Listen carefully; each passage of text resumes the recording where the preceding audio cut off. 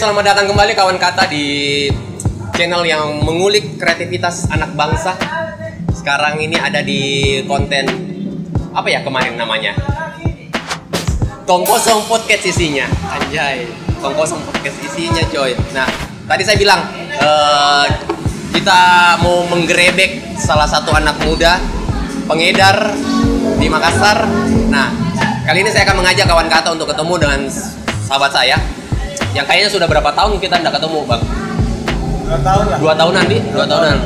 Bung Oktra, mantan aktivis, tukang demo, kemudian hidup sekarang sebagai ya bakul kecil-kecilan. bakul kecil.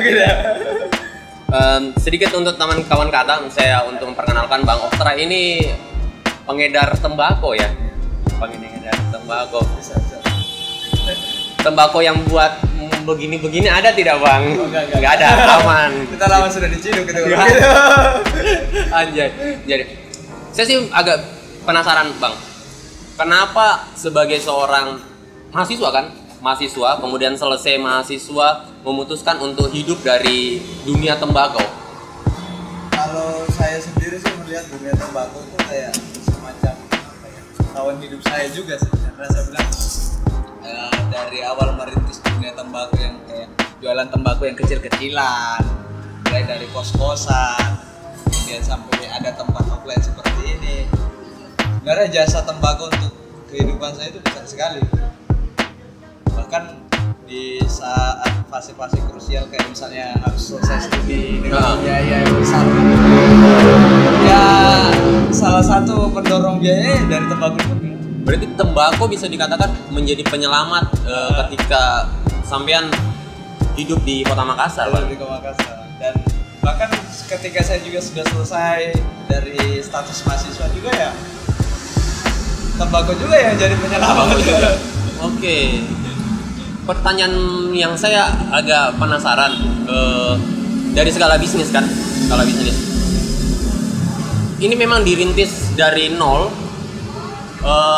Ataukah ada orang lain yang mensupport, yang istilahnya yang memberikan bantuan barang atau gimana? Bagaimana sih alurnya? Bagaimana alur bisnisnya nih tembakau, Bang? Kalau dari awal mulanya ya mulai dari uang 200 ribuan lah.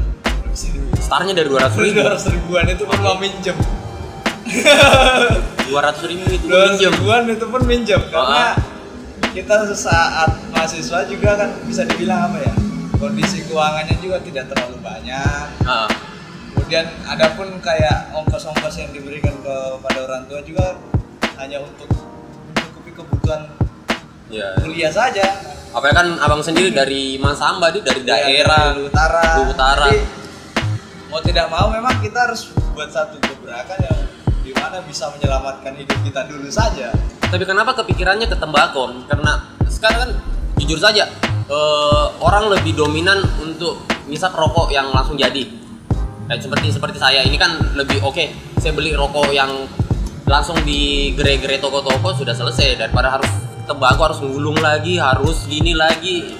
Apa yang menjadi nilai uniknya tembakau sebenarnya? Kalau dari saya sendiri ada 2 hal yang paling fundamental di sini. Tembakau ini dilihat sebagai satu macam bisa dibilang satu bagian dari kebudayaan kita masyarakat Indonesia. Semisal penggunaan tembakau di daerah-daerah semacam Sopeng, Kabupaten Sopeng, di Kabupaten Bone, dan di beberapa daerah tertentu ada fungsi-fungsi yang paling substansial di situ. Dan mungkin bisa jadi kalau kita bilang saat ini hilang, tapi kalau kita bicara secara kultur, budaya itu masih melekat pada tembakau. Berarti secara garis besar tembakau adalah budaya kultur Indonesia. Ya, kultur Indonesia. Mungkin kita bisa belajar dari rekan-rekan kita yang ada di Aceh. Rekan-rekan kita di Aceh, tembakau itu jadi suatu budaya, bukan dalam tanda kutip ganjanya ya. Ya, oke. Mungkin kalau itu beda lagi konteksnya. Tapi kita melihat bahwa tembakau itu dijadikan satu alat untuk bagaimana mengakrabkan masyarakat, komunitas masyarakat dari daerah tertentu yang tidak baku kenal misalnya. Dan pada saat ada pertemuan adat atau pertemuan desa, mereka gunakan tembakau itu sebagai semacam instrumen untuk meningkatkan rasa emosional yang tinggi. Oke, karena saya kepikiran kayak gini juga. Sebenarnya sempat baca-baca, sempat untuk meriset bahwa memang benar yang tadi Bung ngomongin bahwa tembakau adalah kulturnya Indonesia. Saya ingat ketika Agus Salim masuk di suatu pertemuan PBB besar dan kemudian dia menghisap tembakonya dan ditegur oleh Belanda, bau busuk apa ini? Dan Agus Salim mengatakan, gara-gara bau busuk ini yang kau datang ke negaraku dan menjajah. Betul. Berarti orang-orang yang masih bergelut dan percaya bahwa sebenarnya masih ada potensi bisnisnya sebenarnya ini tembakau. Masih ada Bang. Masih ada. Kendalanya yang sekarang ini. Kendala ya? Kendalanya. Kalau kendala sih sebenarnya banyak. Kalau mungkin kita lihat perkembangan dari 2-3 tahun ke belakang, mungkin tembakau jadi satu hal yang paling apa ya? Yang paling konservatif lah. Belakang dan lain-lain. Jadi terkesan kolot, terkesan jadi ada sebenarnya pelabelan masyarakat tertentu terhadap tembakau juga, bahwa tembakau itu diberikan label bahwa ini tidak apa ya, sangat tidak berkemajuan, sangat terbelakang dan lain-lain. Artinya itu dipandang dari apa ya, penggunaan tembakau ini digunakan sebagai pilihan alternatif orang tua yang ada di kampung-kampung, kan seperti itu. Dia berangkat dari situ penilaian. Kayak tidak terkesan anak muda sekali. Jadi di situ juga ada isu semacam kesenjangan sosial juga antara desa dan kota itu. Nah, beda saatnya ketika kita bicara masa kini, itu tembakau itu sudah mulai banyak digunakan oleh teman-teman, baik digunakan teman-teman sebagai pilihan alternatif ekonominya di saat pandemi misalnya. Apalagi harga rokok sekarang ini semakin lama semakin wow. Nah, hal tersebutlah yang bisa jadi menarik orang ke tembakau. Nah, yang kedua dari sisi budaya juga, tembakau juga itu bisa mengakrabkan berbagai elemen masyarakat. Kayak misalnya kita, kedua orang yang tidak pernah kenalan, ya betul. Bahkan kenalan saya tidak pernah. Tapi gara-gara tembakau misalnya, saya merokok tembakau misalnya, kita dilihat saya, otomatis penasaran dong. Ada unik ini. Kayak nuansa-nuansa fintech tahun 80-an. Meskipun kita dilabeli wah ganja nih. Ya, meskipun dilabeli itu. Selalu image-nya ketika kita ngelinting gini, ganja ini bos. Ganja bos. Densus 88 mana bos? Bahkan stigma tersebut itu tidak bisa apa ya kita hindarkan juga. Bahkan saya pribadi juga sering mengalami bahwa ketika kita bawa tembakau ini di fasilitas umum atau fasilitas publik, kemudian orang menganggap kita atau menstimeni kita dengan hal-hal yang berkaitan dengan narkoba. Jadi jawabannya sederhana saja. Kalau memang saya jual narkoba dari kemarin saya sudah diciduk, Pak. Nah, apalagi kita jualnya pinggir jalan poros ini. Iya, betul. Karena kayak model kayak gini juga sih sebenarnya, dengan hadirnya mungkin penjajah tembakau begini, setidaknya petani tembakau ini bisa hidup lebih layak mungkinnya ketika ini menjadi budayanya kita dan kembali jadi budayanya, kan ini pernah jadi budayanya Indonesia. Kemudian tergantikan dengan industri besar. Akhirnya ini tersingkirkan jadi kayak udik kampung dan segala macam stigma yang terjadi. Padahal sebenarnya saya sering berpikir kayak gini sih Bang, orang terkaya di Cina itu kan basicnya dari IT. Dari Amerika orang kayanya orang dari IT. Indonesia orang kayanya itu dari rokok. Mari kita searching. Orang terkaya di Indonesia dari mana? Ya dari rokok, dari rokok. Besar. Dan ini yang menyelamatkan BPJS teman-teman semua rokok ini. Nah, cuma yang sering saya berpikir, bagaimana dengan nasib petaninya? Nasib petaninya bagaimana? Petani tembakau, saya tidak tahu nilai jualnya tembakau dengan nilai jual cengkeh, nilai jual kelapa sawit itu bagaimana range harganya. Cuma saya tidak tahu kalau hadirnya kayak model begini, apakah bisa menyelamatkan para petani tembakau? Pada umumnya bisa, Pak. karena seperti yang kita lihat ada beberapa produk yang sudah kena cukai. Oke. Kena cukai itu dia sudah ada pengolahan tembakau yang darinya hanya originalan atau tembakau yang apa ya, yang tidak ada campuran dicampur sehingga layak dihisap seperti kayak madu prima. Oke, ini kan ada cukainya ini. Ya. Nah, secara tidak langsung daya serapan pasar petani juga kan jadi besar. Bukan hanya ada di pelapak-pelapak kecil tembakau kayak kami ini, tapi ada juga di produsen rumah tangga yang memproduksi tembakau juga. Jadi bisa kita bilang kalau daya serapnya itu lumayan lah, bagus lah ya. Tadi Bung Opra bilang startnya dari 200.000 yo. Start untuk membangun usaha awal-awalnya ketika masih kuliah. Dengan 200.000 sekarang ini keuntungan bersih per bulan itu minimal kurang lebihnya berapaan? Bersihnya kurang lebihnya berapaan? Jangan bilang untuk makan dan minum, karena itu sudah murah sekali. Kalau paling tinggi ya 5 jutaan. 5 jutaan? Wow, 5 jutaan lumayan ya. 5 juta istilahnya tanpa harus menjadi budak korporasi bisa menghasilkan video yang lebih daripada UMR ya. Betul. Ya meskipun juga kami juga masih merintis kan. Ya. Tapi memang supply produknya sendiri dari Jawa atau ada dari Sulawesi? Kalau pada umumnya kami ambil dari Jawa. Normalnya dari Jawa. Dan kalau yang lokalan sini mungkin paling terkenal itu Ico Sopeng dengan Ico Boni. Oh, dan satu lagi Ico Sinjai. Oh, 3 daerah ini yang menjadi. Iya. Apa yang menurut pandangannya Om? Apa yang menjadi kendalanya dari daerah-daerah lain atau daerah Sulawesi? Kenapa tidak show up ke nasional sama produk-produk Jawa? Sebenarnya kalau kita bicara itu kita lihat pola pertaniannya masyarakat kita juga sih sebenarnya. Kalau kita ada di daerah utara, pemerintah dan beberapa masyarakat memang sepakat untuk mendirikan semisal pabrik sawit TBS ya, TBS. Dan itu juga didukung oleh petani yang menanam sawit sampai berhektar-hektar.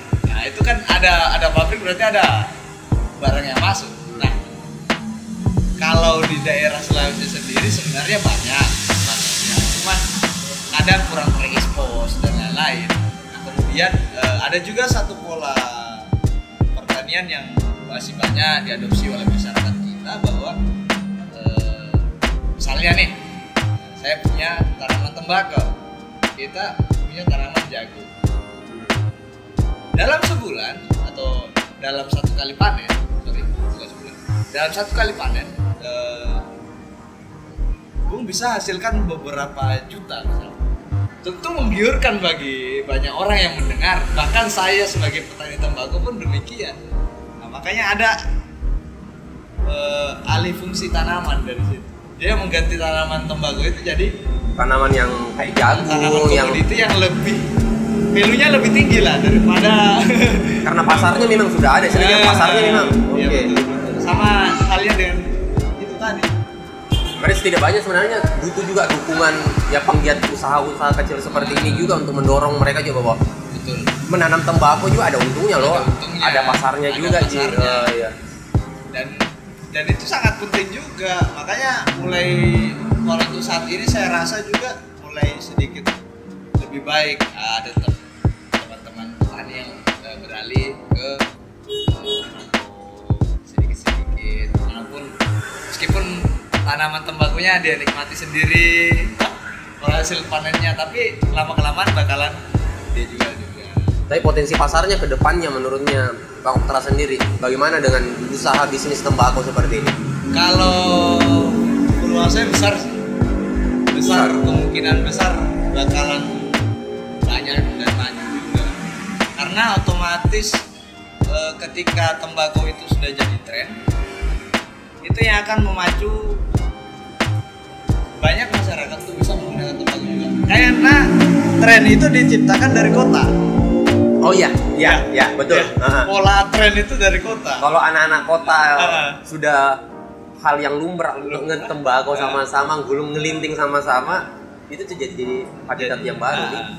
Tapi bisa jadi juga dari kampung ke kota, tapi mungkin kemungkinannya kecil ya untuk masifnya itu ya, karena semisal saja jauh usah tembakau, kita ambil saja dari gadget atau gawai. Orang-orang di kota dengan permainan yang cukup memanjakan mata dan pikiran, macam Mobile Legends, Aik Domino dan lain-lain. Itu tren itu terbawa juga sampai ke kampung-kampung dan lain-lain. Sampai bahkan anak-anak kecil di kampung juga sudah menataap layar itu. Nah, itu kan sudah jadi tren. Nah, tren itu juga akan dari kota akan turun ke desa. Sama halnya dengan tembakau juga. Dan ini juga pilihan yang bijak juga untuk bapak-bapak yang sementara ini dalam fase mau irit untuk ngerokok ya. Value-nya berapa sih Bang? Anggaplah ini kan anggaplah sehari itu saya hisap rokoknya kan sebungkus. Harga paling murah ini kan 21, 22 lah. Kalau misalnya rokok saya beli merek apapun itu rata-rata sekarang itu harganya 20-an. Kalau tembakau berapaan kira-kira? Kita mulai dari harga 10 ribuan sampai 24 ribu. 24 ribu. Dan itu dapat apa saja Om? Kalau misalnya saya punya kos ini cuma 10 ribuan. 10 ribuan. Kira-kira saya dapatnya itu tembakau seberapa banyak? Contoh barangnya ada nggak? Ada. Jadi coba hijau. Yang 10 ribuan yang mana hitam?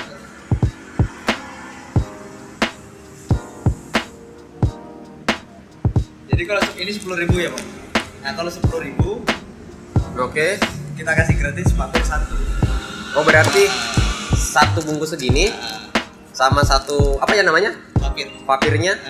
Ini papirnya ada berapa lembar ini? Satu begini. Kurang lebih 30 lembaran. 30 kurang lebih ya. 30. Plus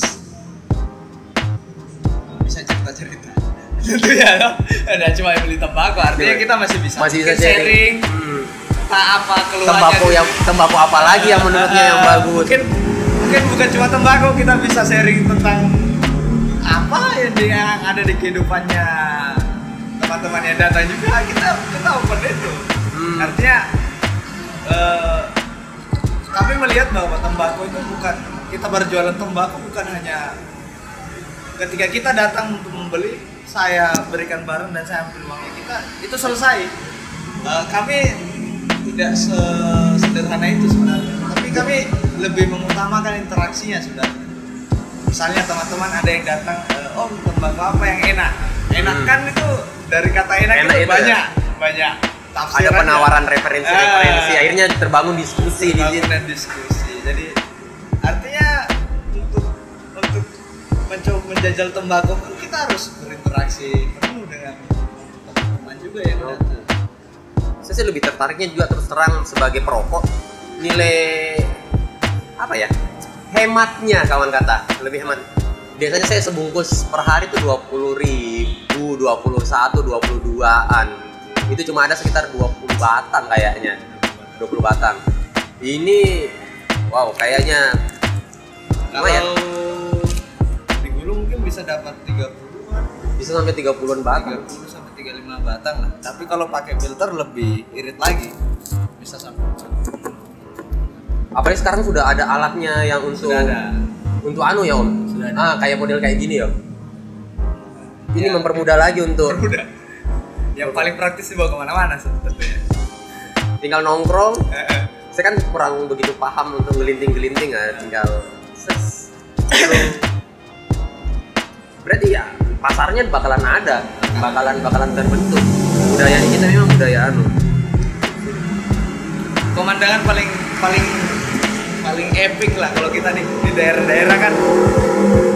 Saban kita berkunjung ke daerah pasti kita akan temui orang-orang di kampung yang cuma pakai sarung, pakai songkok, yang bawa radio, pegang-pegang itu, sambil cerita sambil ngulung minum kopi. Artinya itu satu hal yang bentuk kesederhanaan hidup juga.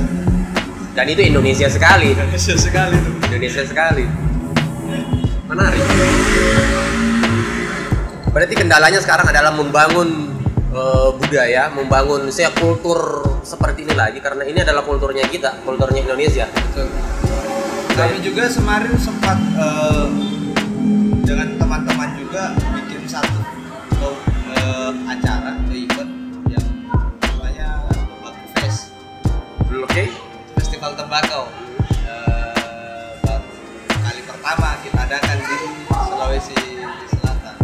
Oh, berarti sudah ada komunitas yang terbentuk dari tembakau ini. Karena kami juga melihat bahwasanya banyak teman-teman kami dan bahkan kami sendiri itu sangat rentan sebenarnya dengan berbagai hal yang bernilai negatif lah, misalnya kita dapati bahwa ada kawan-kawan kita yang konsumsi tembakau, ada kawan-kawan kita yang membeli tembakau, ternyata akhir-akhirnya dia gunakan untuk narkoba ya.